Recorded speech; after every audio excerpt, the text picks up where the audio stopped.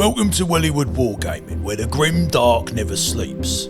Crack open a bottle of Wild Snake and spark up a low stick as we take a journey down under Hive. Howdy Hive Scum, and welcome back to Wellywood Wargaming. This is the new exclusive and updated 2025 Palanite Enforcer Gang Guide video, courtesy of me. Of course, thank you to Games Workshop for supplying all the goods with the new Bastions of Law book. Today, I've already gone through in another video and sort of discussed some of the new stuff for Enforcers. Now everything is consolidated into one book. I've done a review for that book, but if you'd like to know absolutely everything about Palanite Enforcers and indeed Badzone Enforcers, why you might play them in Necromunda, how you might play them in Necromunda, all of the skills, the stats, the rules, integrations, and mechanics and nitty-gritty in general, this is the video for you. Of course, you can listen to this on Spotify as well. There will be an audio version of this, just like there is an audio version of absolutely every single one of my videos.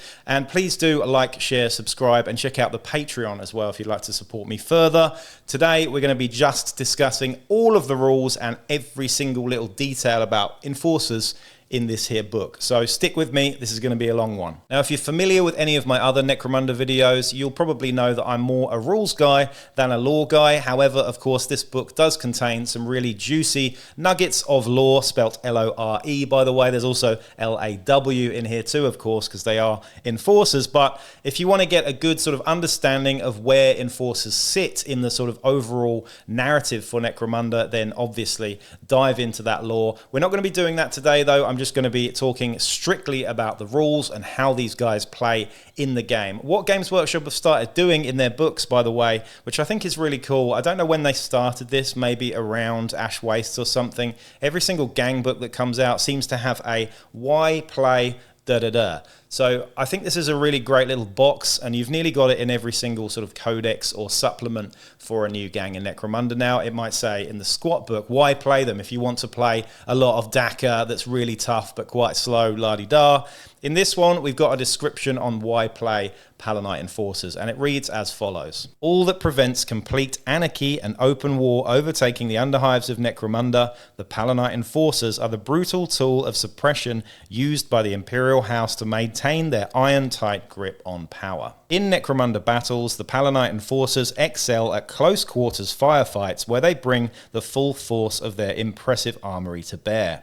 With each fighter in the gang having a clearly defined role, success comes to those who use their gang as a well-oiled machine, each part complementing the other. A canny Palanite Enforcer Captain also knows that they will almost always be outnumbered in the Underhive, and so ensures they never leave a member of their patrol isolated where they could be picked off. If you wish to field Lord Helmor's personal peacekeeping force and be the law of the Underhive, then the Palanite Enforcers are the gang for you. So there you have it, a kind of vague sort of summary in how they sort of play and what to expect in playing Enforcers. Sort of recommended here that you keep them in a little sort of unit, quite a tight unit, because they're often outnumbered. This is fairly true because they're quite an expensive gang. Also, yes, indeed, they do excel at fairly short to mid-range firefights. They have lots of good and fairly affordable high damage dealing weaponry. In fact, some of the best weaponry in Necromunda so far.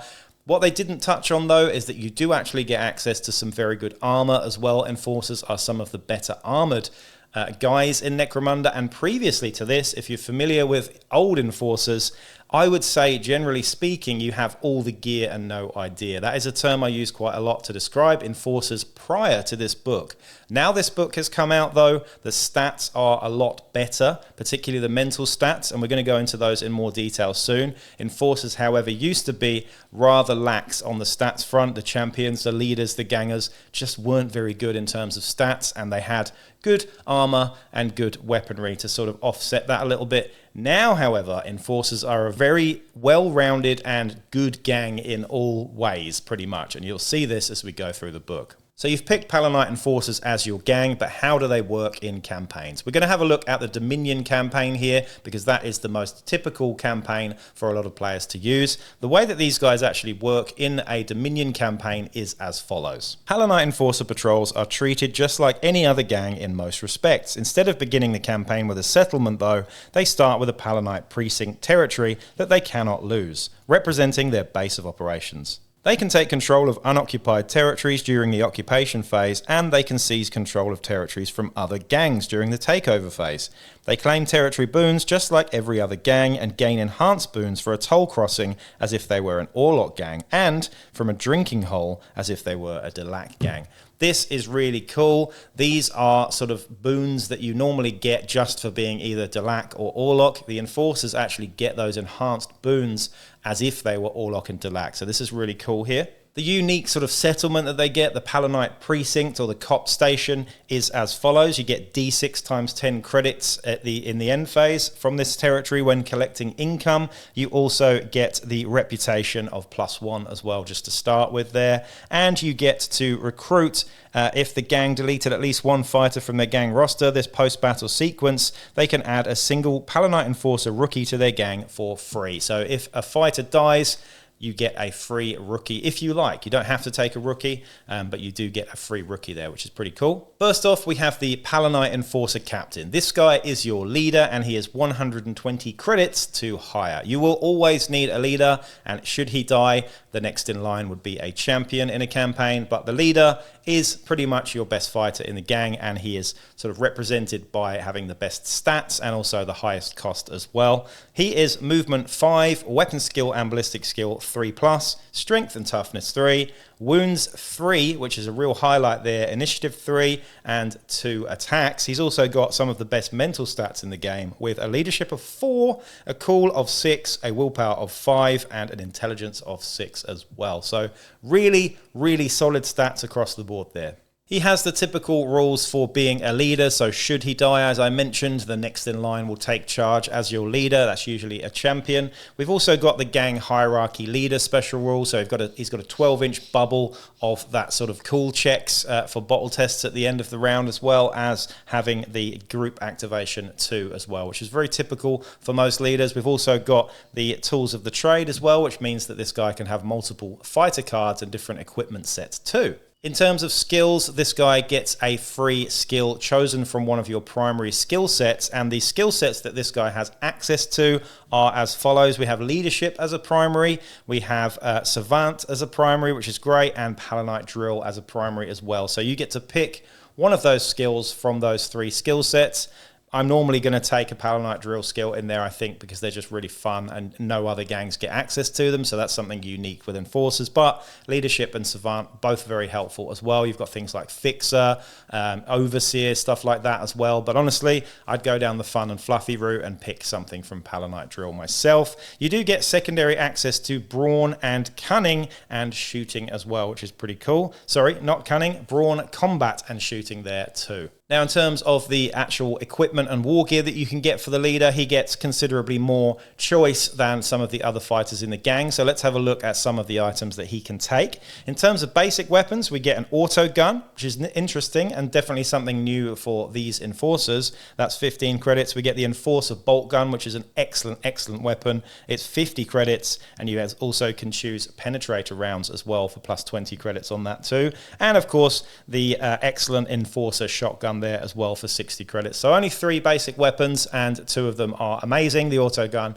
you know what that does. Don't need to describe that in too much detail. In terms of pistols, we get the auto pistol with frag rounds and man stopper rounds as choices there for 10 credits each as well. We get the bolt pistol for 45 credits. We get the plasma pistol, which is interesting, for 50 credits, and a stub gun with dum-dum option on that too. In terms of special weapons, we get the combi bolter grenade launcher, which is a good weapon, but will run out of ammo absolutely most of the time.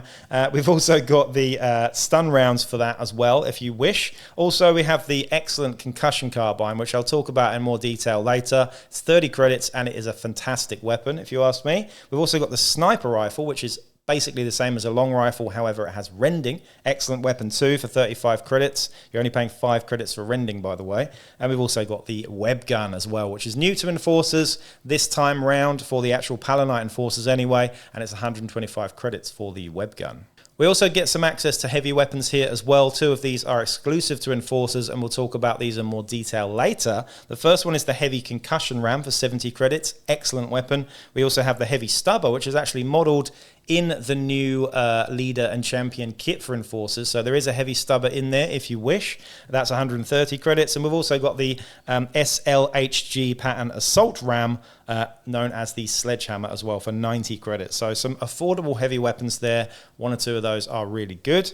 Close combat weapons, we've got power knives, power mauls, power swords, riot shield, which is actually not to be confused with the riot shield that you get on your subjugators. There are two types of riot shields now, and we'll go into those in more detail. This one is 35 credits, and we've also got the shock baton as well. Wouldn't be Enforcers without a shock baton. Choke, frag, photon, smoke, and stun grenades are all available from Gang Creation. And in terms of armor, we have the Carapace armor for 80 credits, we have the Flak armor for 10 credits, and we have hardened Flak armor for 30 credits. So some access to some good armor there. It's worth highlighting here, if you are new to Necromunda, this won't really make any difference, but if you've played Enforcers in the past, you no longer get armor built in or baked into the cost of any of these fighters. They come with Magnicals, which are pretty awesome. Again, we'll talk about those later, but you do not get a free stub gun, and you do not get free flak armor or an armored undersuit anymore, just the Magnicals. So you will need to buy the armor for these guys. However, as you've seen, they've got some good access to some armor here. It just costs a bit more, unfortunately. We also get the 3 field armor here. So we've got conversion, displacer, and of course refractor fields as well, which is quite typical on a lot of leaders. In terms of personal equipment, we get the armored undersuit, bio booster, bio scanner, photo goggles, photo lumens, respirator, and stim slug stash in there too. Infrasights, las projectors, and monosights are also available, as well as, of course, the hard case Cyber Mastiff as a pet for 130 credits, and we'll talk about those later. 0 to 2 of those guys. So overall, a very solid leader, lots of great weapon choices, some really good stats actually. He's fairly average compared to other leaders in most cases. However, the mental stats and the wounds of 3 there really shine. The only other sort of leaders that get 3 wounds actually are the Orlok, Road Captain, and the, which is the other one? The Squat leader as well. So 3 wounds on those guys. 3 wounds is excellent. Okay, so next up in line is the Palanite Enforcer Sergeant. These guys are 80 credits, and the stats are as follows. This is a movement 5 fighter with weapon skill 4+, which is not great for a champion.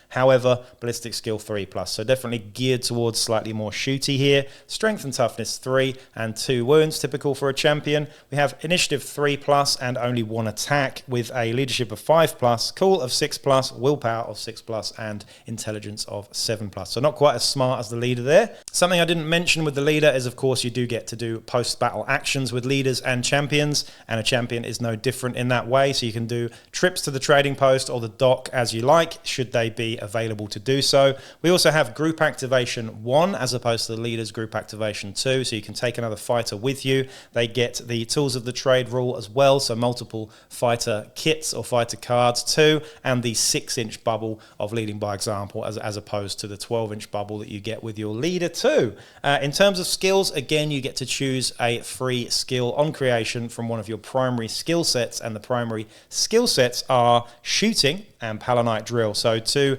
amazing skill sets there. Of course, this guy is geared towards slightly more shootiness, with the stats reflecting that. I would generally pick one of the shooting skills, mainly because the shooting skills are, quite frankly, the best skill set in the game.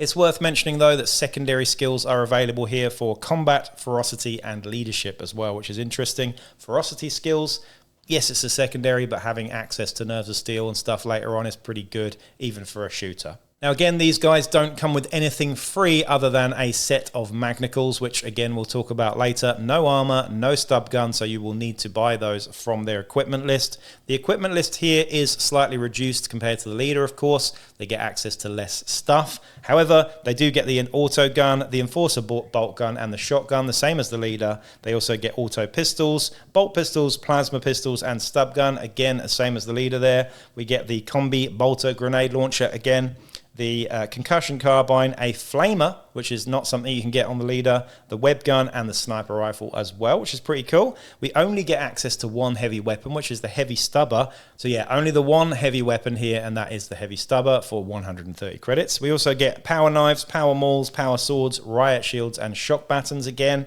with the war gear being the same in grenades there, and the armor being flak or hardened flak armor as well.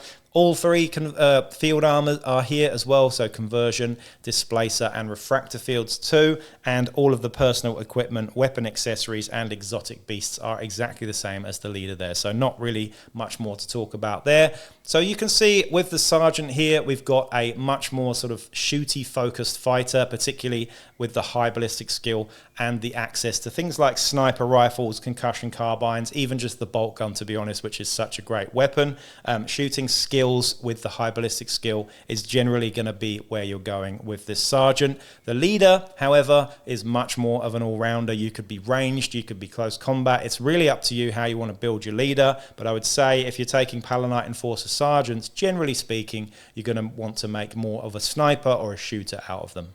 Now, on the flip side of this, we now have the Subjugator Sergeant. So we have the Palanite Sergeant, which is 80 credits, and we now have the Subjugator Sergeant, which is 90 credits. These guys are a little bit more expensive, but they are quite different in their stats. The stats are as follows. We have the same movement 5, we have weapon skill 3+ though, so higher on the weapon skill for the Subjugator and lower on the ballistic skill. So exactly what I just said about the Palanite Sergeant, that guy is built for shooting. This guy is built for fighting generally. Of course, you completely don't have to do that at all, but you can see where we're going with this. We've got a slightly more riot protection squad with the shock baton and the shield kind of vibes. The other guy is more the sniper that sits in the backfield, I suppose. So the Subjugator Sergeant has a strength and toughness of 3 as well. 2 wounds, a lower initiative actually of 4+, which is interesting. However, we get the juicy 2 attacks here. So this is typical for most champions. However, here it pretty much should be normal having 2 attacks, but as you saw with the Palanite Sergeant, we only got the 1 attack there, again, making you think that that is to be built as a shooter.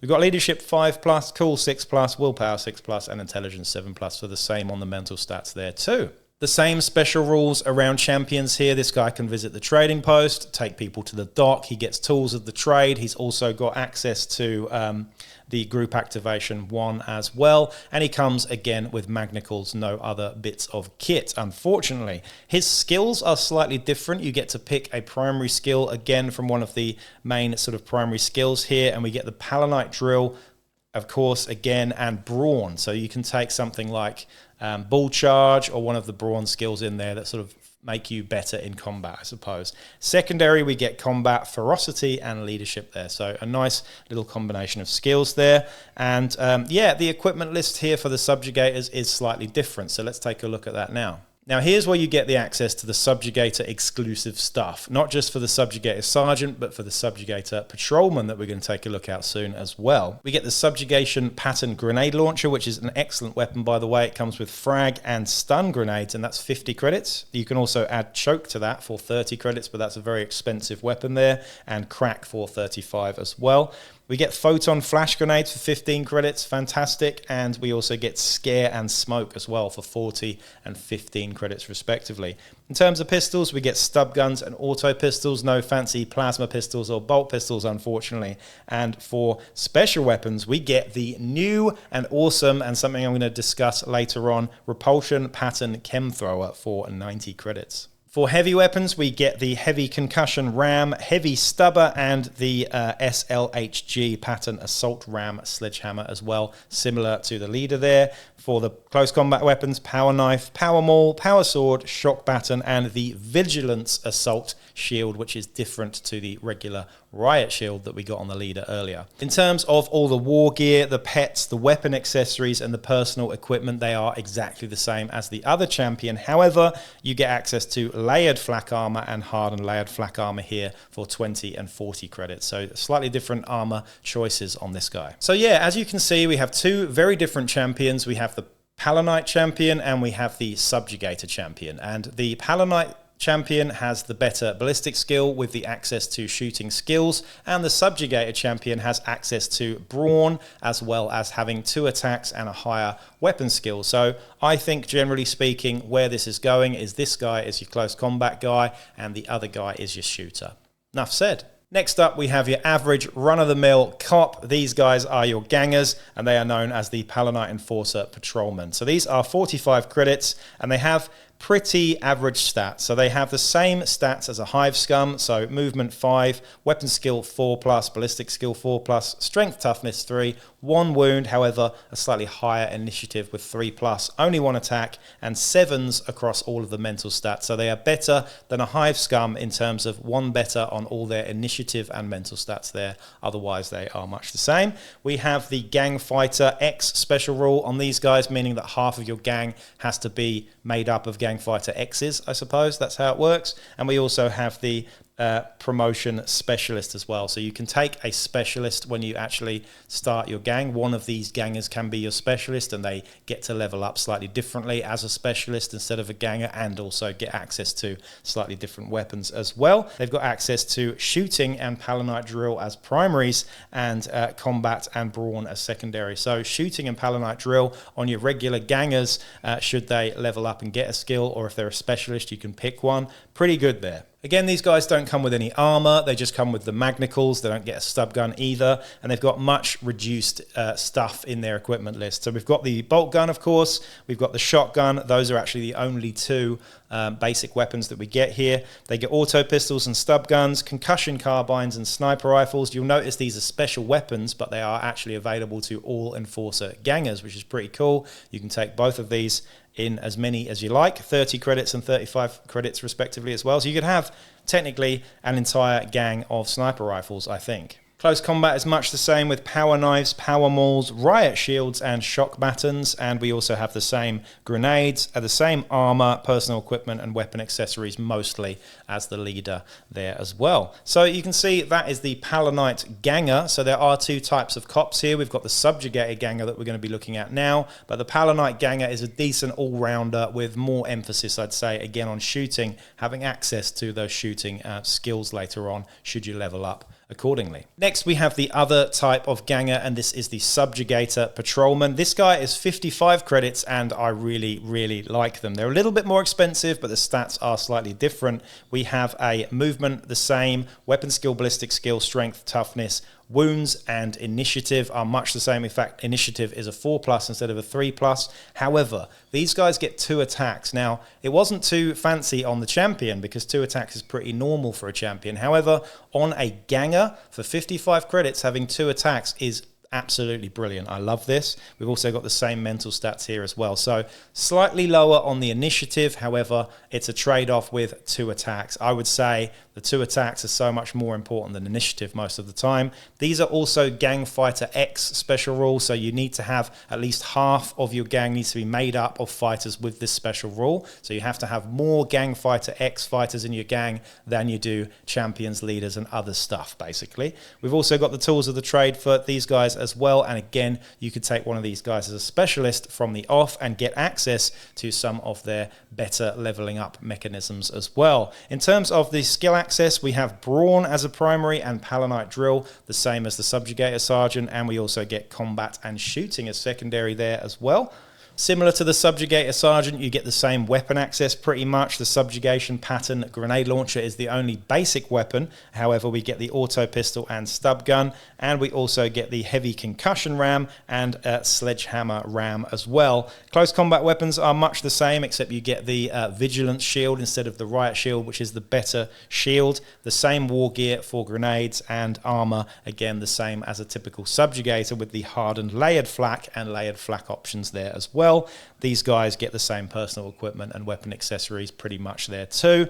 So, 2 different champion types, 2 different ganger types. I really like the Subjugator Patrolmen for 55 credits. I think he's fantastic. They do rack up quite a cost though if you want to give them the shield and the close combat weapon, or the shield and a grenade launcher, but I think these are really, really awesome, and I can't wait to build a Subjugator heavy list later on. The next thing we get is the Juve. Now, these guys are the rookies. You get them for free should a fighter die from your Palanite precinct, but you can also purchase these from the beginning for 25 credits, which is excellent value, by the way, and they offer something quite unique to your enforcers in that they are cheap. Everyone else is very expensive. These guys are very cheap. They are also Gangfighter X, so you can have a whole ton of Juves. You don't even need to have gangers if you don't want to, and they get the specialist thing there as well, so they level up like a specialist. They also have Fast Learner as well, by the way. So with Fast Learner, they do not need to spend an additional 2 XP if the characteristic being improved has already been improved. This fighter may improve a characteristic any number of times up to the maximum for the base XP cost. So you get to get more stuff for less XP pretty much when you level up. In terms of the stats, though, they've got a movement of 6, which again is really nice to have on a very, very average movement gang. Generally, everyone else is movement 5. These guys are movement 6, which is good because they are go-getters. They can run and kick people in the face when they're seriously injured, coup de grace them, or they can just be your objective getters, going to get loot crates and triggering all sorts of scenario shenanigans. These guys, yeah, so movement 6 is very good. Weapon skill, ballistic skill is 5+, so typical for a Juve, not very good. Strength, toughness 3, though, 1 wound, initiative 3+, and 1 attack. However, they've got the same mental stats as a Hive Scum, so pretty good, really. For 25 credits, I think they're a pretty good Juve. Again, they come with magnicals, no armor or stub gun, and they have a very limited amount of stuff that they can take, only being... oh, shit.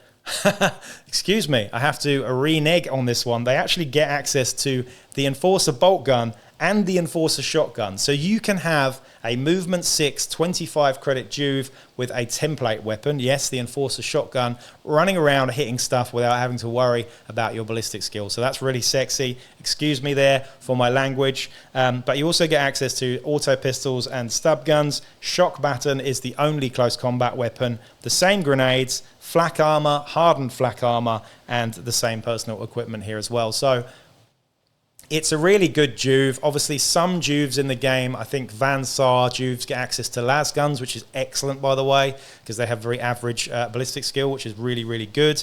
I think the squat diggers might get access to the auto guns as well, which is really cool. So it's not often that Juves get access to basic weapons, and especially not basic weapons like this. The bolt gun, again, it's a great weapon, but on a ballistic skill 5 fighter, not quite so great. The shotgun, however, yes, it's 60 credits, but having a template weapon on movement 6 is very, very good indeed. So it's definitely worth thinking about later on in a campaign. I probably wouldn't buy these guys just with shotguns from the off, but for 25 credits with a stub gun for 30 credits, say, you can just have a go-getter in your games that does, like I mentioned earlier, the scenario stuff. The next fighter we get access to here is your designated driver. This is your Palanite Ranger, and he is the guy who drives the vehicles. He's 30 credits. He has a ballistic skill of 4+ and 7s across all the mental stats. He gets access to Savant and driving as primary skills, with shooting and leadership as secondary here. And of course, he can add a vehicle to his fighter card here as well. A custom vehicle, depends how much you want to spend on that. We get the Enforcer Tauros Venator, which is actually an exclusive vehicle for Palanite Enforcers. We get the Ridge Runner for 95 credits, the Rock Grinder for 145 credits, and the Wolf Quad for 70 credits there as well. He can be armed with an auto pistol and stub gun, or filter plugs, photo goggles, and respirator as well. So that is your driver, the Palanite Ranger. The next thing to look at is the Hardcase Cyber Mastiff. This guy is available in the new box with the Captains, the Sergeants, and the Juves, I think it is. You get access to some pets in the Hardcase Cyber Mastiff. A Robo Hound, very, very cool idea. However, they are 130 credits, which is a lot for a pet, if I must say. They used to be a lot cheaper in the older version of Enforcers. Now they are 130 creds. I did think, however, that they were a bit too good for the price previously. Now they're probably a little bit lax for the 130 credits, but, you know, it is what it is. So you can have 0 to 2 of these on a leader or a sergeant, and the stats are as follows. They're movement 5, weapon skill 3+, which is pretty nice, strength 3, toughness 4, which is excellent, but only 1 wound for 130 credits. Only 1 wound, that's worth highlighting. Initiative 4+, but 2 attacks. So 2 attacks, Toughness 4, weapon skill 3+, it's pretty good, but the fact that they've only got 1 wound is pretty harsh. They've got a leadership of 8+, a cool of 6+, a willpower of 7+, and intelligence 8+ there as well. They've then got 3 unique special rules. The first one is Tenacious. If the hard case Cyber Mastiff is taken out of action, do not remove it from the battlefield if it has not yet activated this round. Once the hard case Cyber Mastiff has completed its activation, remove it from the battlefield. So you get to go again before you die effectively, which is really, really cool. So you could run in, chop it up with a Death Maiden, and it hasn't activated yet. It gets to hit the Death Maiden back and maybe take its head off. You never know. We've also got hard case, so this thing is actually equipped with light carapace armor. So it does have a 4+ armor save there, and toughness 4 is pretty good, but again, if it goes through, which it will sometimes with just a stub gun or a las gun, it's going to hurt with only 1 wound. They also have the Faithful Protector special rule there as well. Whilst the hard case Cyber Mastiff is standing and either active or engaged within 3 inches of its owner, enemy fighters may not make a coup de grace action at all. So if you're near your leader and you're active and stuff, you're all good. You don't need to worry about your leader getting his face kicked in, which happens a lot, especially by bone pickers, I've noticed. Now, they don't have any war gear or stuff, but they do get a shock bite. So they've got a shock attack with their biting jaws, and they've also got access to combat as a primary skill here and ferocity as a secondary skill set there as well. So those are all the regular fighters in your gang, including a pet there. We've got a leader. Just in summary, the leader is a really good all-rounder with 3 wounds and excellent mental stats, and also excellent access to war gear and weapon. We've also got 2 different types of champs. One is slightly more shooty, one is slightly more fighty, but I like both, honestly. However, we've also got access to the 2 different ganger types as well, which are great too. Again, one slightly more shooty, one slightly more fighty, and of course that excellent Juve with its movement 6 and access to basic weapons. So yeah, there you go. That's the sort of summary on the entire gang in terms of its fighters. Now, however, we're going to take a look at their unique hanger-on, and this guy is, of course, the Palanite Enforcer Haunt, and they are 0-2 hangers-on for the Palanite Enforcer gangs. So, the Palanite Enforcer Haunt, a psychic cop who doesn't attack you with weapons, they attack you with their mind. These guys are flipping cool. You can buy this in a pack of 2, by the way, from Forge World, and there are 2 different types of the Haunts, and we're going to take a look at those now. They are 85 credits each, and they are a hanger-on, which means that even though they're part of your crew, they don't actually level up, they can't take any new gear, and they don't get any XP or benefit from that at all, unfortunately. But they are really, really good. Now, 85 credits, they come with hardened layered flak armor as well, hardened flak armor, and they also get the fearsome skill as a sort of skill that they just come with. Their stats are movement 5, weapon skill 5, ballistic skill 5, so similar to a Juve there. They've got strength and toughness 3, but 2 wounds, which is excellent. 3+ on initiative and only 1 attack. And they've got a leadership of 6+, a cool of 6+, an excellent willpower of 5+, is the stat that you're going to need for psychic powers. They've also got intelligence 7+ as well. So the highlight there is the 5+ willpower. Don't worry about the rest. Having 2 wounds and 5+ willpower is what you need for a psyker, generally. They have some special rules here. They are part of the crew, so unlike other hangers-on, these guys are always in your crew, and they always count as part of your crew for bottle checks and things like that as well. They also have the sanctioned psyker rule as well, which means once per game you get to re-roll the willpower check, or re-roll any willpower check. So if you roll that double 1 or double 6 for a Perils of the Warp, just re-roll that one as soon as it happens and hope that it doesn't happen again. We also have the hexagrammatic dampers, which is a bit of a mouthful, that one. This means that if you do suffer any Perils of the Warp, you immediately go out of action, but it is treated as out cold. So you're going to want to double those 2 things up. The Sanctioned Psyker re-roll with this. It is a bit harsh that you just go straight out cold, but again, you're only going out cold. You're not getting injured or anything anyway. So it's a bit of push and pull there, I suppose. Now, here's where it gets interesting. We've got 2 different types of haunts. We've got the female haunt and the male haunt in the box, by the looks of it. One is slightly more chunky boy, and one is slightly more slender. And they are actually different in terms of what they do in the game as well. We have 2 types. We have the Psyrender, which is the slightly slender female-looking one, and we also have the Bone Crusher, which is the much more chunky one there. Now, the Psyrender is a telepath, and they get the sort of fearful aura. So if you try and do a charge double action and fail your willpower check against this guy, you just stand there being very scared, which is really cool. And the Bone Crusher gets Fist of Fury. So his unarmed attacks get +1 strength and +1 damage. So an interesting little bonus for each of these guys. Of course, you're not going to want to get these guys into close combat generally because they will die with only weapon skill 5+. Sure, you get +1 strength, making it strength 4 and 2 damage, but no AP or anything, and hitting on 5s is never good. That said, the Psyrender gets access to Mind Control, which is a basic continuous effect. What Mind Control does is choose a single enemy fighter that is both within 9 inches and line of sight. They immediately make a shoot basic action, even if they already have used their ready marker against a friendly fighter. So there's a lot of shenanigans you can do. Yes, it's close range. Yes, it's line of sight, but basically you get to turn one of the enemies against their own guys. So if they've got a web gun, they could just turn around and web a bunch of dudes. If they've got a flamer or something really horrific like that, hell, maybe even a las cannon, you never know. This is a really Yankee and fun skill to use. We've also got Terrify. This is excellent as well. It's a double, and you get to choose a fighter that's 18 inches and line of sight. So a bit more range on this one. They immediately take a nerve test at -3. So a nerve test at -3. This is great on a Hive Scum because it makes it, what, an 11+ or something. Really nasty. You're highly likely to fail. -3 is always really good, and they become broken immediately, which I really love. You're not actually hurting them. You're just making them run away, and I love stuff like this in Necromunda. The next one, though, is the best weird power in the game, I would say. Unfortunately, I feel like it's a bit too good, and this is Hallucinations. It's a basic, 12 inches away, by the way, and you don't need to be in line of sight, so you can do this to anyone a whole tile away, and they immediately gain the insane condition. So really, really horrifically nasty. The Psyrender is just fantastic. For 85 credits, I think she is brilliant. You can do any of those weird powers in any combination, in any turn. Personally, I would avoid using Hallucinations too much because you will lose friends that way.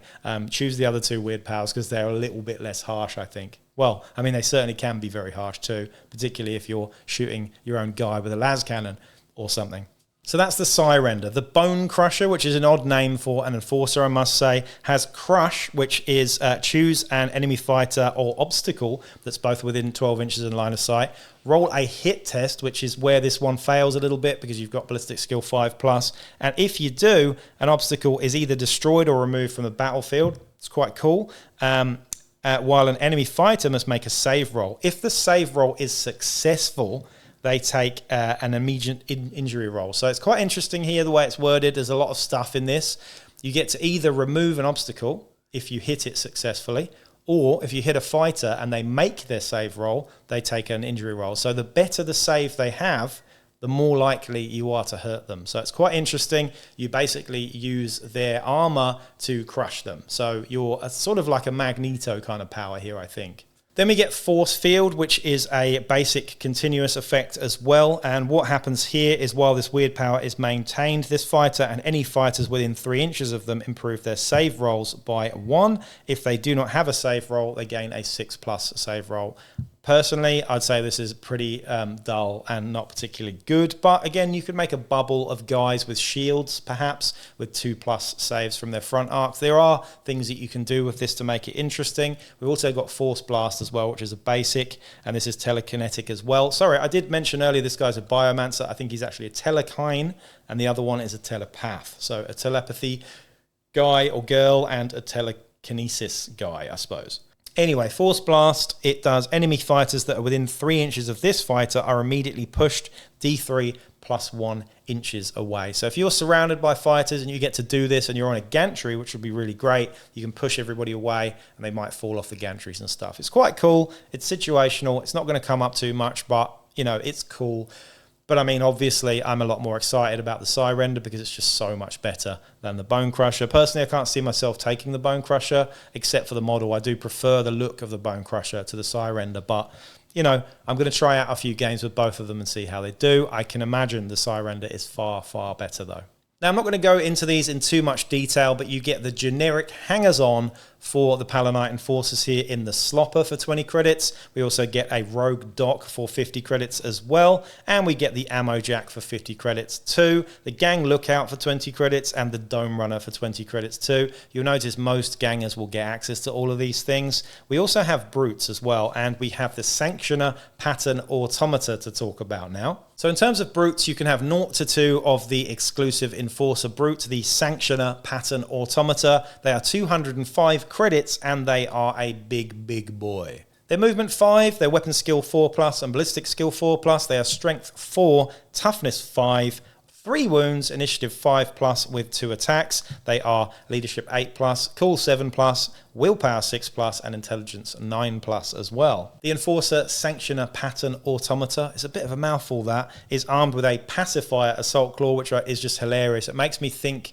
of the film with Vin Diesel called The Pacifier, where he is basically a childcare specialist or something. Vin Diesel, looking after kids. It's pretty funny, but for some reason I just can't get it out of my head. The Pacifier Assault Claw, Heavy Shock Baton, and a Grenade Launcher Array with Photon Flash Grenades. Pretty cool. All Enforcer Sanctioner Pattern Automata are equipped with Light Carapace as well, which is a 4+ armor save. Very nice. Now, you can swap out some of your weapons here for multiple options. If you like to replace your Pacifier Assault Claw and or Heavy Shock Baton, you can have a Concussion Cannon for plus 80 credits, which is great.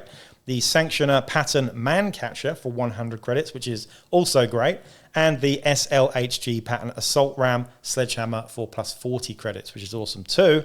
And you can also take the different types of grenades for your grenade launcher array. Choke, scare, smoke, and stun grenades there too, which is pretty cool. You can also upgrade your light carapace armor to heavy carapace armor for 20 credits for a 3+ armor save, which is great. And we also get a couple of unique special rules for the automata too. The first one is automated repair systems. During the recovery and restart step of the end phase, do not roll to see if this fighter recovers from being seriously injured. It automatically recovers as if a flesh wound has been rolled. Pretty great that. No chances taken on this guy as long as you've got toughness, which you have got plenty of with toughness 5, by the way. That is a really good special rule. Also, he acts as cover with the special rule Mobile Bulwark, which I believe I'm saying right. If a fighter is in partial cover due to being obscured by the automata, you get partial cover save, and you count as being in full cover, in fact, which is very, very good as well. You also get the Got Your 6 skill, which is an excellent skill. We're going to go into that in a bit more detail later. It's one of the Palanite drill skills, and this guy gets access to the Ferocity as primary, which is, again, great. Nerves of Steel on this guy would be killer, and Combat and Agility as secondary. Agility as a secondary skill here. Unusual for a brute, but there you go. So overall, a really good brute. The stats aren't quite as good as some of the other brutes, but the special rules more than make up for it. Having the free Got Your 6 skill, as well as some access to multiple choice on shooty and close combat weapons. This is a really good brute, I would say, and quite a fun one to use too. We also get access to 2 of the generic brutes that you'd see on most of the good guy gangs in Necromunda, the Ambot and the Servitor Oghren as well, for 215 and 210 credits respectively. Next, we get access to the unique vehicle for the Enforcers, which is something I mentioned earlier, the Tauros Venator. So you can take your crew member and he can take one of the Tauros Venators, which, by the way, is a plastic kit. So it's nice to have this one, and they're 130 credits, and the stats are as follows. They have a movement of 7, so they're relatively fast. They have a toughness of front 5, side 5, and rear 4.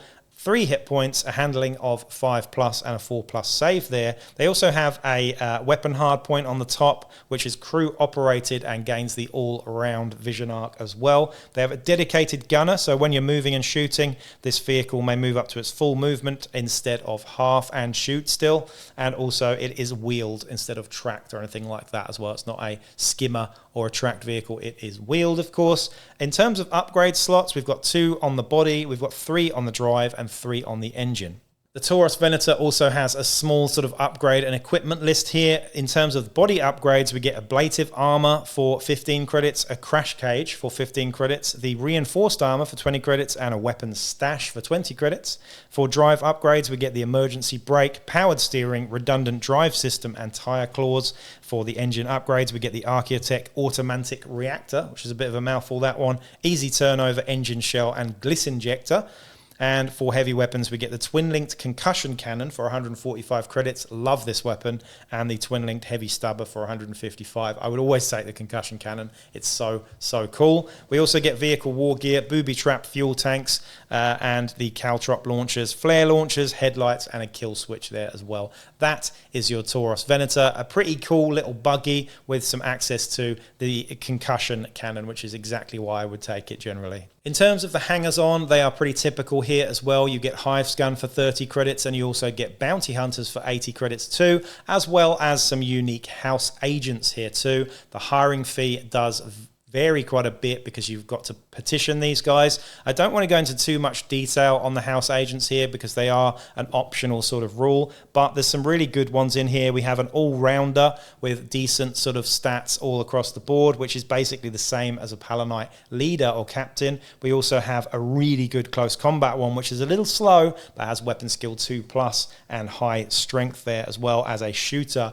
with ballistic skill 2+. So you've got 3 different profiles to use for your agents. One is very shooty, one is very fighty, and one is an all-rounder. So some choice on that one. These are going to depend whether your arbitrator is letting you use them or not. So those are your house agents. In terms of unique house agents and hangers-on, we only have one in the book here, and this one is Scrutinator Primus Surveillance. I'm not going to go into her too much as well because I do already have an entire series on all of the hangers-on and Dramatis Personae in Necromunda. So go and check that out if you're not sure about the rules for Surveillance. It's all in there. It's quite a short video, and it's got everything about her in it. But you get the hardcase Cyber Mastiff that she comes with, which is a unique one with some digi-weaponry, which is really cool, by the way. And she is basically a psychic null. So unlike your Haunts, she is the polar opposite. I can't imagine her working too happily with Palanite Haunts. This girl is a null. She is psychically completely blank and basically doesn't have a soul. So there you go.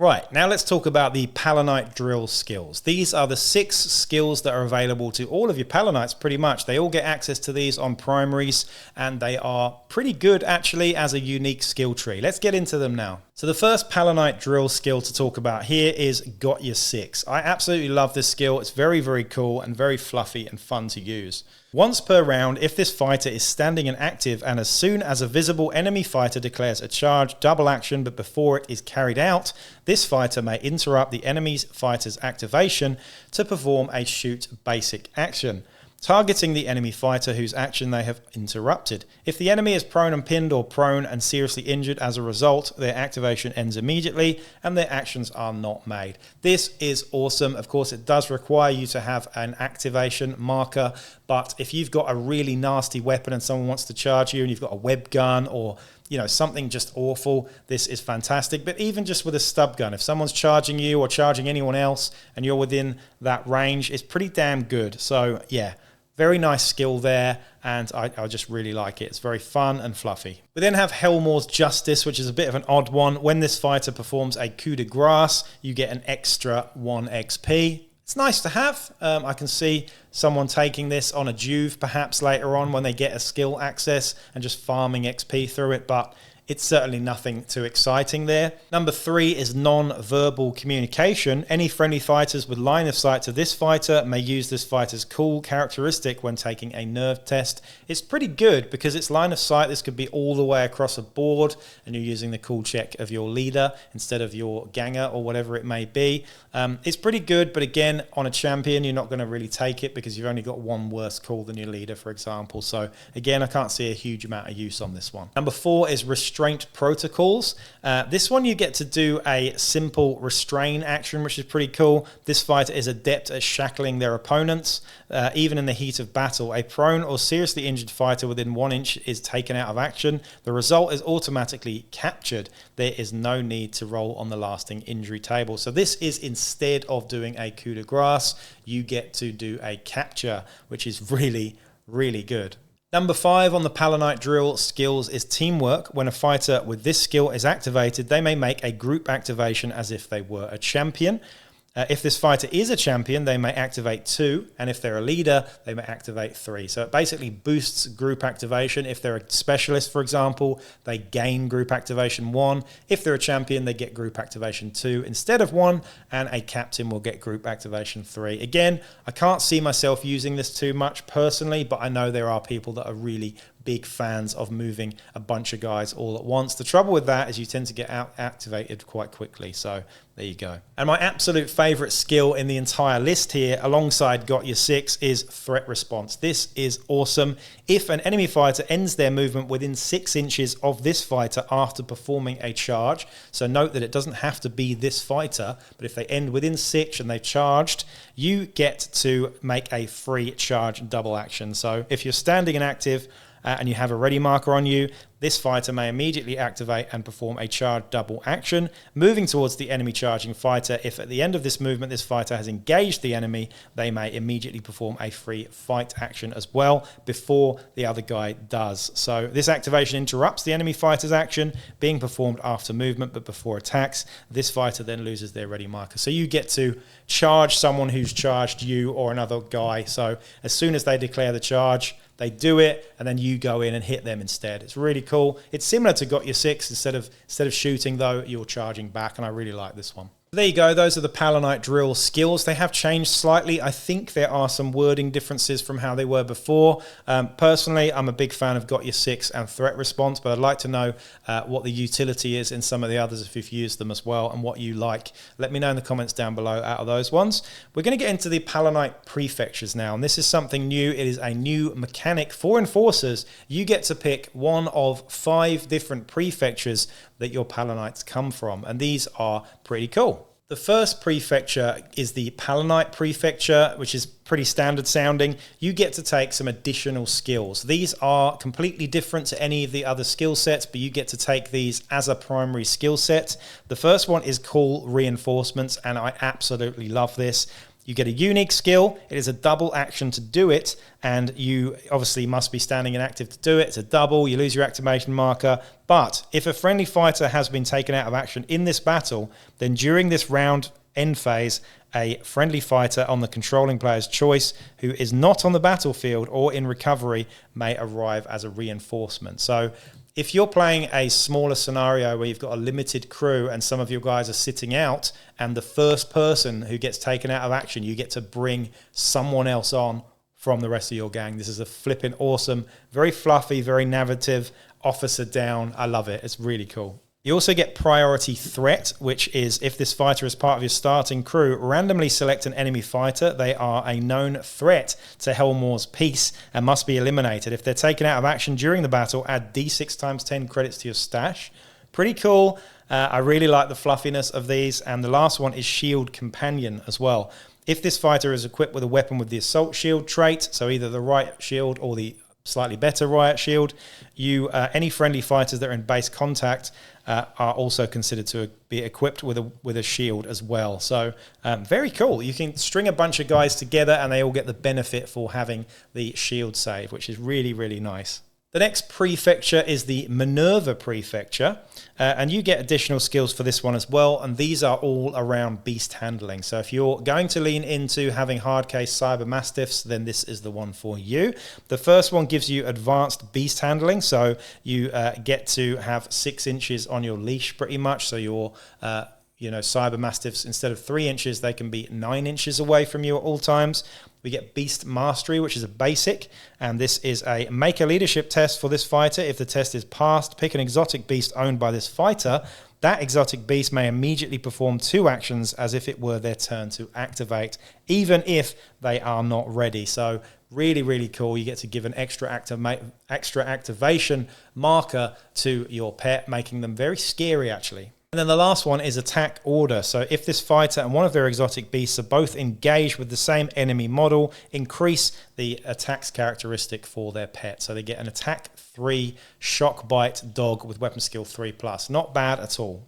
The third one is the Secundan Prefecture. Instead of giving you skills, this one gives you upgrades to your vehicles. And the first one is Suppression Siren. This is 50 credits and it's exclusive. It's once per battle during this model's activation. The controlling player may declare that they're using the suppression Siren. When the suppression siren is used, all enemy fighters within 12 inches must immediately make a toughness check. If they fail, they suffer a flesh wound with no save of any kind allowed as they become deafened. Very, very cool. The opposite of being blinded by flash, but deafened by a siren. I love that. It's very cool. We get the Vox Disruptor next for 45 credits. Enemy fighters do not benefit from Gang Hierarchy X rule while they're within 9 inches of this vehicle. Really cool. And also we get the Electric Shock Projector for 60 credits as well. When an enemy fighter ends their activation within 6 inches of this vehicle, roll a d6. On a 5+, they suffer an automatic Strength 3, AP nothing damage 1 hit.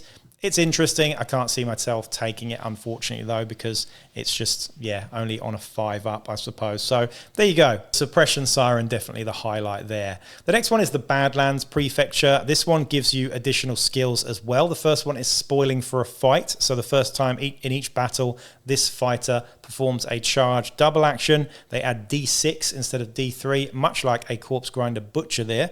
It's nice, but it's only going to work the first time you charge in a game. Could be a big charge, though. You also get Reclamation Contacts as well. When this fighter's gang sells common equipment during the post-battle sequence, they gain the full credit value of the equipment. Additionally, reduce the cost of the first piece of common equipment purchased from the trading post during each post-battle sequence by D3 times 10 to a minimum of 5 credits. It's nice, but it's only common equipment.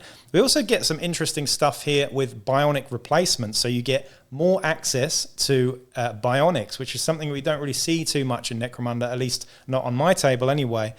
You get all the credit cost reduction for bionics, as well as the availability level is greatly reduced. So pretty cool there if you want to lean into bionics. I do like it. It's very fluffy and fun there. Then we get the Poison Sea Prefecture. We have the additional skill of Poison Resistance, which when this fighter is wounded by a weapon with the toxin or gas trait, their controlling player may change the result of one of the injury dice to a flesh wound, which is pretty cool.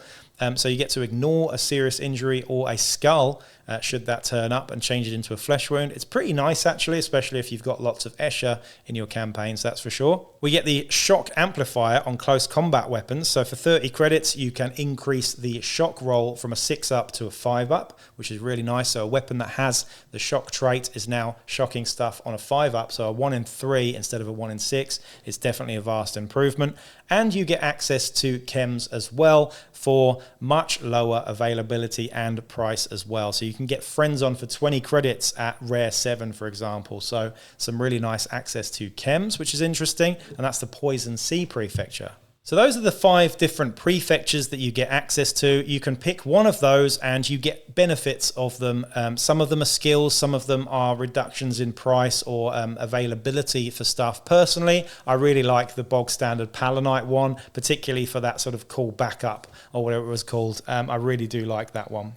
Now, in terms of alliances, the Palanites do get their own unique alliance with the Imperial House, and these are in the form of the Palanite Companions. I've done a separate video series on these guys, and go and check it out if you haven't already. I'm not going to go into it in too much detail here, but they are flipping awesome, and the 2 sort of Forge World models that you can get for these guys are really, really great as well. So go and check out that video if you haven't already.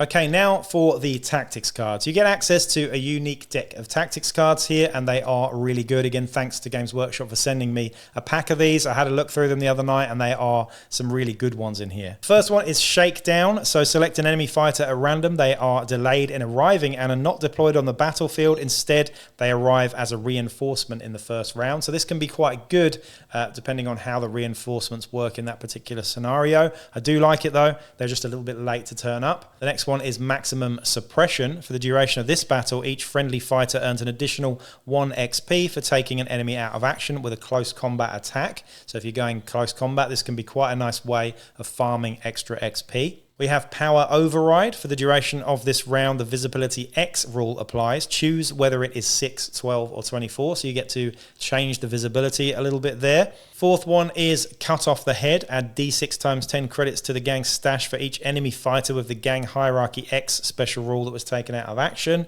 Again, very fluffy there. Fire in the Hole is another one here. The fighter may perform a shoot-free action.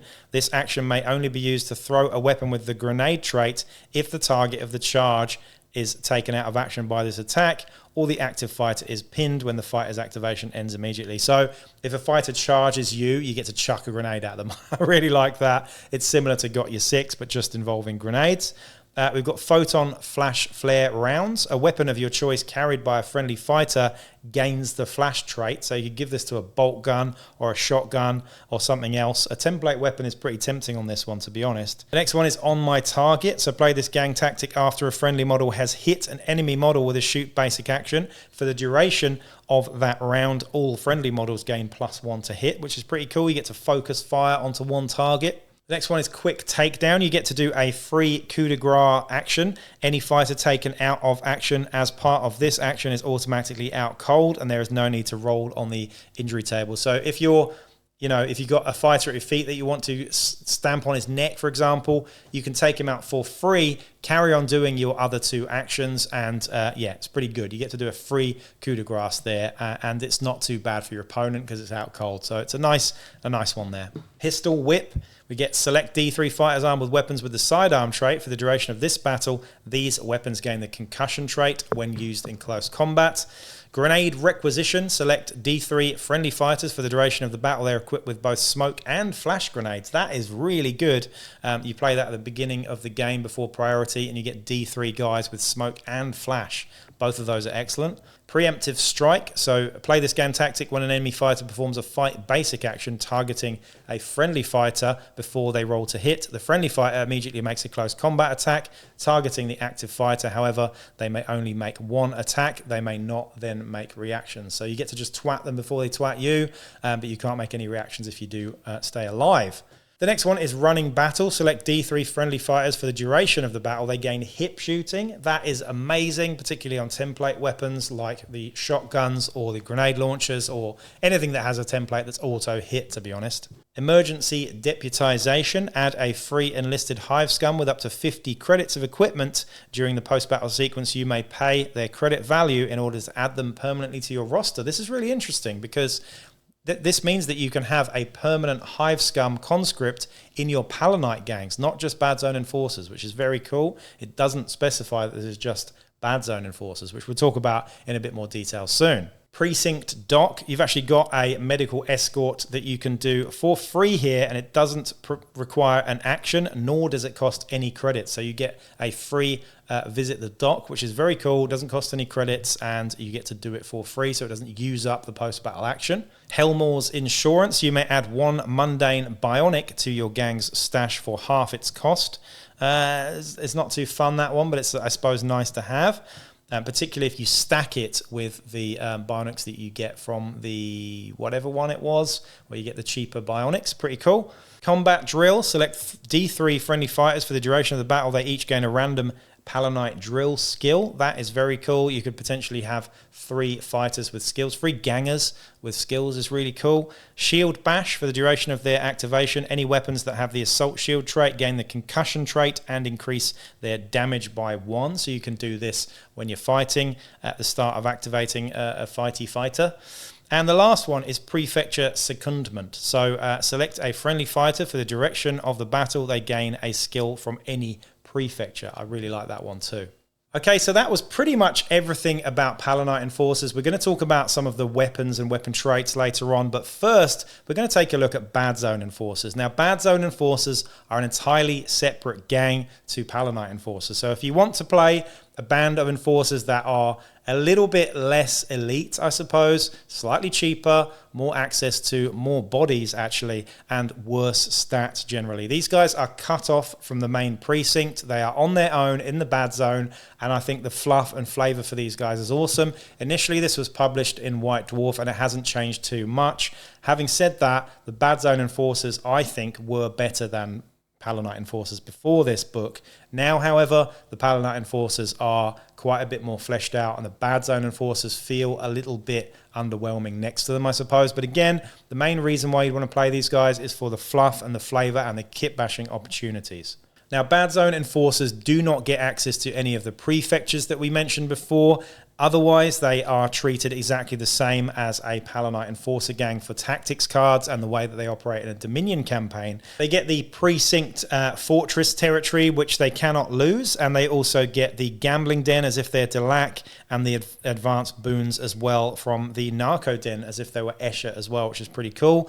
The fortress gives you d6 times 10 as well, so it's exactly the same as the Palanite one as well, +1 rep there too. They also get a special rule here, though, which is pretty cool. If the gang took at least 4 enemy fighters out of action this cycle, which is easy to do in games of Necromunda, they earn an additional 2d6 times 10 credits there as well when collecting income, as they cow the local populace into paying greater protection money. So these guys are a bit more crooked. So the actual fighters in question here are a little bit different. And the first one is the Badzone Enforcer Captain. This guy's 100 credits, so he's a fair bit cheaper than the Palanite Captain, and he is a fair bit worse as well. Movement 5, weapon skill 3+, and ballistic skill 4+. A leader with average ballistic skill is not great.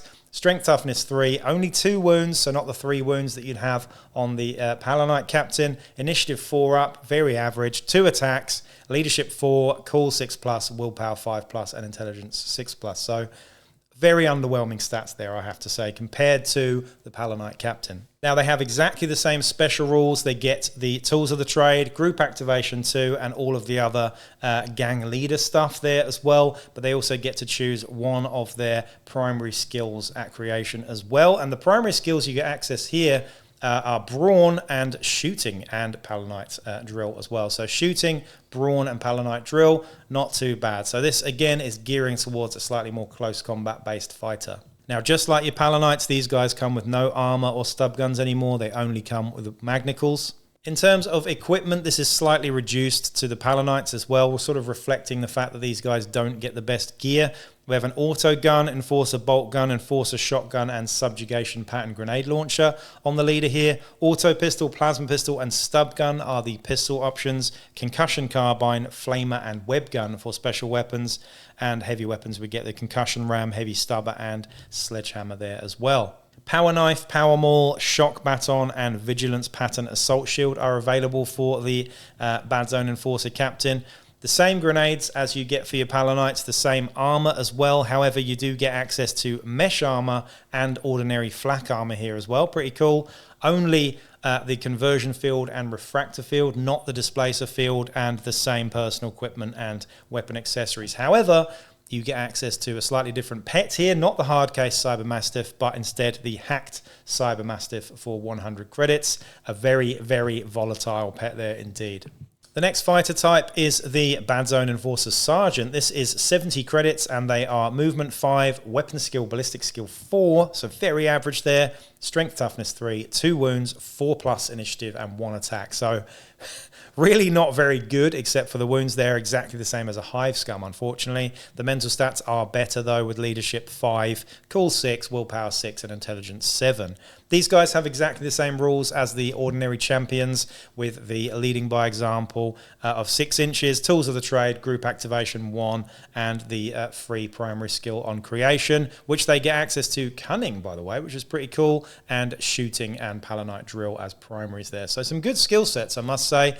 But yeah, underwhelming stats, unfortunately. Magnicals they come with, and they get access to pretty much exactly the same stuff as the leader there. In fact, it is exactly the same stuff. Nothing new. They also get access to the hacked Cyber Mastiffs there too. Otherwise, the equipment is exactly the same as the captain. Next up, we have the Ganger, so only one sergeant type there. The Badzone Enforcer Patrolmen is 40 credits, and they are movement 5, weapon skill, and ballistic skill 4. 3s on the strength and toughness, 1 wound, initiative 4+, and attacks 1, so exactly the same as a Hive Scum. However, 7s across the board on the mental stats, so actually the same credits, the same stats as a Palanite Patrolman there. Now, they are Gang Fighter X as well, so at least half your gang has to be made up of these guys, and they get the specialist rule there as well, so you can take a specialist in your crew from the off. You also get a special rule here, which is quite interesting, called Broken Supply Line. So if you've got an Enforcer Bolt Gun, an Enforcer Shotgun, or a Concussion carbine, they gain the scarce trait, which is pretty nasty on a bolt gun. You know, if you run out of ammo. Having said that, the Enforcer bolt gun is better on the ammo, but scarce, meaning that you can't reload it in a game, is pretty harsh. But I do like the fact that this is a very narrative way of making these guys have less gear, I suppose. They also get tools of the trade similar to your Palanite gangers, and they get access to shooting and Palanite drill as their primary skill choices there too. Magnicals are available on these guys too, and they get auto guns, Enforcer bolt guns, and Enforcer shotguns as basic weapons. Auto pistols, stub guns, concussion carbines, flamers, and sniper rifles. Also heavy stubbers for heavy weapons there too. Shock baton is the only close combat weapon. The same grenades, the same armor in flak and mesh, actually. So yeah, ignore me on that one. It's not the same. You get flak armor and you get mesh armor. You can have an armored undersuit too, and the rest of the personal equipment is the same, and the weapon accessories are too. So that is your patrolman for the Badzone Enforcers. The next thing that makes Badzone Enforcers otherwise very unique is they get access to Enlisted Hive Scum. So these guys are 30 credits. They have the stats of your regular Hive Scum, so movement 5, weapon skill, ballistic skill 4+, strength toughness 3, 1 wound, 4+ on initiative, attacks 1, and 8s across the mental stats. I'm memorizing this, by the way. That is a Hive Scum stat in my head. I didn't even have to look at it there. They also get the expendable conscript special rule. So they can never gain the Gangfighter X special rule, and they also can't benefit from any group activations either, which is quite interesting. They also don't trigger any cool checks if they're taken out of action or anything near a friendly fighter. So these guys are useless and expendable, and nobody cares about them, even their own mums. They get cunning as a primary skill set here, and they get access to exactly what you'd expect on a normal Scum sort of equipment list here. So auto guns, reclaimed auto guns, las guns, chain swords, throwing knives, sawn-off shotguns, and all that jazz. So a good way to get cheap bodies into your gang here. As you can see, the Badzone Enforcers are still pretty cool, but the stats are fairly underwhelming. However, they're offset by a slightly cheaper price, so you can generally have more bodies here. So in summary, the Badzone Enforcers are a more narrative-focused gang, I would say. They are a really good opportunity to kit bash something. As you can see here, my Badzone Enforcers are a bunch of beastmen, and the conscripts are the humans. So the beastmen are the enforcers, and the enlisted Hive Scum are actually the humans. And yeah, I really love the feeling and the vibe of them. Sadly, they just aren't quite as good as Palanite Enforcers, and I think in a 1v1, it's pretty much always going to be the Palanite Enforcers that come out on top. I'm going to put this to the test, though, and actually start filming a battle report between Palanite Enforcers and Badzone Enforcers and see who comes out on top. So let me know in the comments who you think is going to win that one. But I think you can tell by my overall sort of vibe about Badzone Enforcers, they aren't as good as they used to be. But again, I'm not playing this for how good things are. I'm playing it because they're fun, fluffy narrative, and I can tell a good story in my games of Necromunda. So there you go. Right, now let's talk about all of the new and wonderful and exclusive weapon traits you get for your Enforcers. I'm not going to go through the typical stuff like your auto guns and whatnot. I'm just going to highlight some of the stuff that are unique to Enforcers entirely. So one thing, of course, to highlight here is the Enforcer bolt gun is just flipping great. It's the same as your regular bolt gun, so one of the best weapons in the game. However, it is ammo 4+ instead of ammo 6+, which just makes it such a great weapon. You can also take penetrator rounds on these guys, by the way. Same range, same +1 to hit at short range. They are -2 AP with rending and unstable. So yes, they're unstable, but rending at -2 AP is really good at mulching people with good armor. So great at getting through ambots, in fact, and stuff like that with damage 2 as well. If you wound it, it's a goner.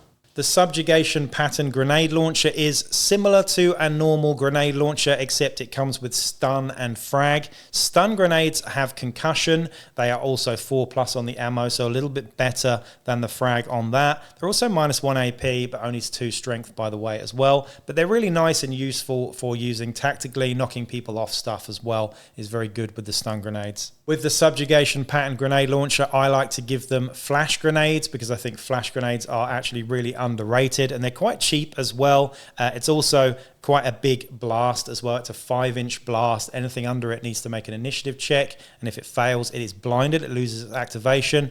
Personally, that's the way I like to play these things. So yeah, think about the flash. And the other options, of course, you get scare and smoke and choke and things like that as well. Lots of different ways that you can use the grenade launcher. They're pretty good.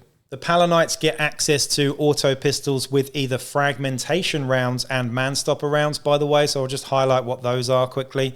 The fragmentation rounds are actually, they are -1 AP and rapid fire, so pretty cool. You just get more AP on those, and also you get the man-stopper rounds, which is strength 4 instead of strength 3. Both of those are limited as well, but just a nice little boost to the auto pistol there. Now, I said earlier that concussion carbines are awesome. I really, really like them. They are an unusual weapon. They're 9 inches at short range, 18 inches at long range, so not the longest range. They're +1 to hit at short range, by the way. They're only strength 3, but they are -1 AP, damage 1, 4+ ammo, and they give out a little blast template. So it's a 3-inch blast template with concussion, knockback, and seismic. So you can really pin stuff with this. It's great because it's auto-pinning everything. Things that don't normally get pinned by seismic, so it's very, very good there. But they're really good for, again, knocking people off stuff as well. And I just find that it's quite fun just pinging around lots of little templates. So that's the reason why I like concussion carbines. The grenade launcher array that is on the Automata, by the way, only has a maximum range of 18 inches, but again, gets access to all of the different grenade types that you get normally. So you've got your flash, choke, scare, smoke, and stun there as well. We have the sniper rifle, which is, like I mentioned earlier, the same as a long rifle. However, it has rending, which is excellent for +5 credits. It's not bad at all. And then we have the repulsion pattern chem thrower. This is a unique weapon. I'm yet to actually use it in a game, and it is available in the new kit, by the way. It is a template weapon. It has no stats other than a 5+ on the ammo, and it is fear, gas, and template. So I think the way that it works is that you trigger the gas roll, so you've got to roll equal to the toughness or higher to wound. This will not pin you at all, but if you roll that 3+ or whatever it is to wound, anything under the template then has to take a break check. Otherwise, they are fleeing and very scared indeed. So I think it's a pretty cool weapon. I don't think it's a very good weapon for 90 credits, but I think it's very fun, and I'm looking forward to using it in my games. The concussion cannon is a bit like the concussion carbine. It's still the same range, by the way, but it's strength 4 and it's damage 2, which is excellent. It's blast 3 inches, concussion, knockback, and seismic. So just a much better version. This is on the Automata, by the way. Strength 4 and 2 damage on a template weapon is really nasty. The twin-linked concussion cannon is similar. This one is available on the Venator, the Tauros Venator. This has the same range and the same profile otherwise, but it also has twin-linked as well, which is very nice. So you get better on the ammo and stuff there. The heavy concussion ram here is 15 and 30 inches for short and long range. It is +1 to hit short range. It's strength 4.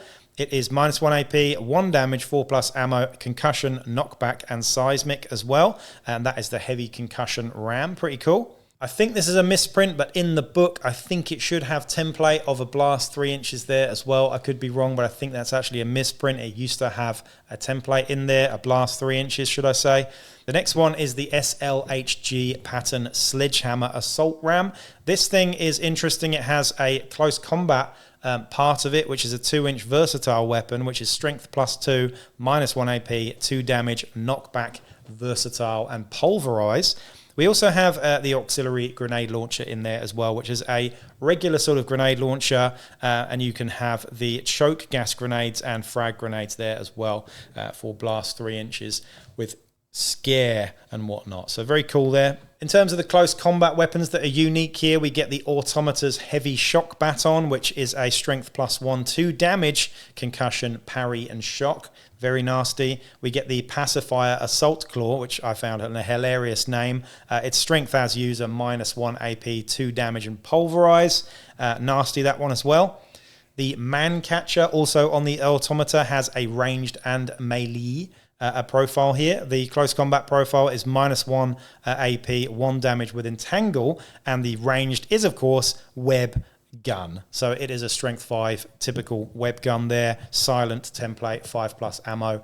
Very nasty. The Hardcase Cybermastiff's Shock Bite is as follows as well. It's -1 AP, Rending and Shock, so that is a really nasty combo there too. We then have the Riot Shield and the Vigilance Pattern Assault Shield. I did mention there were two different types of shield, and they are slightly different to look at as well. The Vigilance Pattern Shield is in the Subjugator box. It is a rectangular looking shield. The Riot Shield is in the new box, as you can see behind me. Thank you to Games Workshop for those, by the way. It's slightly more off-center looking, so it's slightly smaller as well, its profile. The Riot Shield is -1 to hit in close combat, but it is a damage 1 close combat weapon, and it has the Assault Shield trait. We also have the Vigilance Pattern Assault Shield, which is not -1 to hit in close combat. It has knockback instead as well, so it's slightly better in close combat. They both get the Assault Shield thing, so from the front arc, you are -1, or should I say +1 to your save,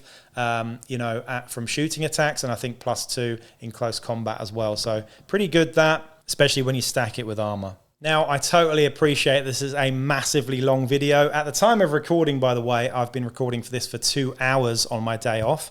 But, I do this for the love of it. And if you've got this far, thank you so much for listening so far. Now I'm going to go and give you just 2 examples of gang lists that I've written that I'm actually going to be using in a battle report really soon. The first one is a Palanite Enforcer list here, and these are 1,000 credit lists for your typical sort of campaign, by the way. This is just the way that I wanted to throw some of the new gear in and experiment with building a Palanite list. So I'll go through it with the KTPD, the Cottontown Police Department here, 1,000 credits, and I've got 7 fighters in this list.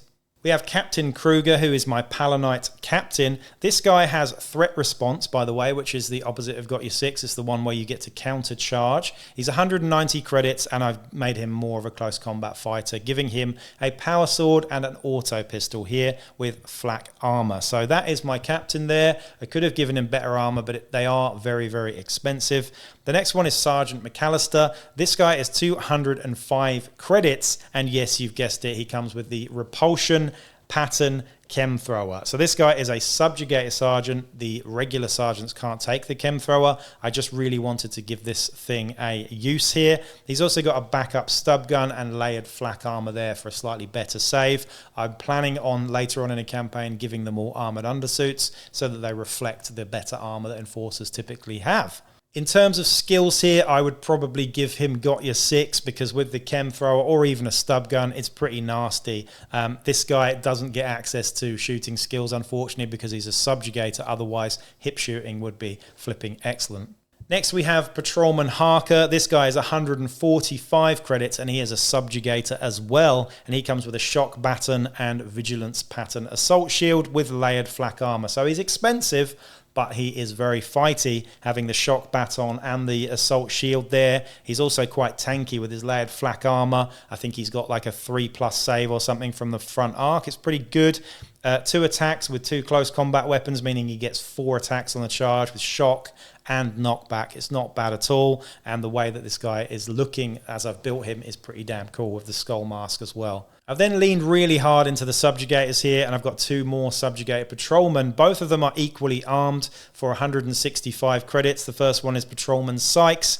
He has the Grenade Launcher and Vigilance Assault Shield, so the Subjugation Grenade Launcher with the stun and frag, as well as layered flak armor, and Patrolman Tyrell, who has exactly the same loadout for 165 credits. So very expensive, these guys, for gangers, that's for sure. Then I've taken advantage of the fact that you get +1 rep with your precinct, and I've got myself a hanger-on. And you've guessed it, the hanger-on that I chose here was the Palanite Haunt, the Psyrender, absolutely, for 85 credits. Comes with the Fearsome skill, comes with the layered flak armor, and those 3 telepathy powers just to dish out some really scary stuff there. I've also got a Palanite Rookie at the end here for 45 credits with an auto pistol and flak armor.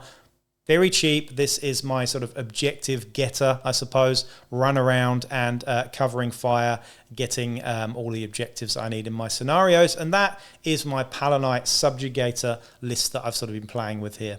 The other gang list that I've got here is my Goat Squad. This is my Badzone Enforcer list. It's actually an illegal list, but I'm going to give you it anyway, because I think if you're an arbitrator, you should probably allow something like this. The reason I say this is that the Scum in this list, there are too many of them compared to other fighters. They don't have the Gangfighter X skill. I could have done this the boring way, but I just want to lean into the Scum because I think it's more fun. And I think there isn't an arbitrator out there that would deny you using Hive Scum instead of actual Enforcers. So this is a way to give you a slightly more hoardy feel that I think that Badzone Enforcers really need, actually, with a bunch of useless chaff. So there's 9 fighters in this list. We've got the Badzone Captain, Captain Longhorn, who is 210 credits, comes with an Enforcer, shotgun, a power maul, and an auto pistol with flak armor. I'm going to give him, I think, threat response on him as well. Or even hip shooting with that shotgun is pretty nice there too. We've got Sergeant Steelhoof, who has an auto pistol, web gun, and hip shooting with flak armor. Very, very nasty for 215 credits. We've got Patrolman Whitetail for 105 credits, comes with an Enforcer, bolt gun, stub gun, and flak armor. We've got Patrolman Gruff, who comes for 85 credits with a concussion carbine, stub gun, and flak armor. We've got Patrolman Spittle Snout, who's 115 credits, comes with an Enforcer, shotgun, and a stub gun with flak armor. And then we have 4 Hive Scum in this list. Like I said, it is kind of illegal, but I think I would allow it, so I'm doing it anyway. We've got Conscript Stains, who is 70 credits, comes with a flail and a las pistol with flak armor. We've got Conscript Melvin, 55 credits with a las gun and flak armor. We've got Conscript Boyles, 70 credits with a shotgun, solid and scatter with flak armor. And we've got Conscript Tompkins for 75 credits with flak armor, chainsword, and auto pistol. Anyway, that is everything that you'll ever need to know about Palanite and Badzone Enforcers, how to build a gang, what they all do, what the weapons do, what the skills do, what the haunts do, all of the stuff. So appreciate you sticking with me. This is a very, very long episode, I must admit. I'm absolutely knackered at this point and my throat is about to give in entirely. So enjoy. Please do support me by liking, sharing, subscribing, commenting down below. Let me know what you think about this one and what do you think about the new Enforcers now that things have... If you're a player who's played Necromunda for quite a while and you've played Enforcers in the past, what do you think about all the improvements? I don't think there are many nerfs apart from the hard case Mastiff. If you're a new player, are you excited about playing Enforcers? Because you should be. They are really awesome. So anyway, that's it from me. I'll be back with another video real soon. Peace out.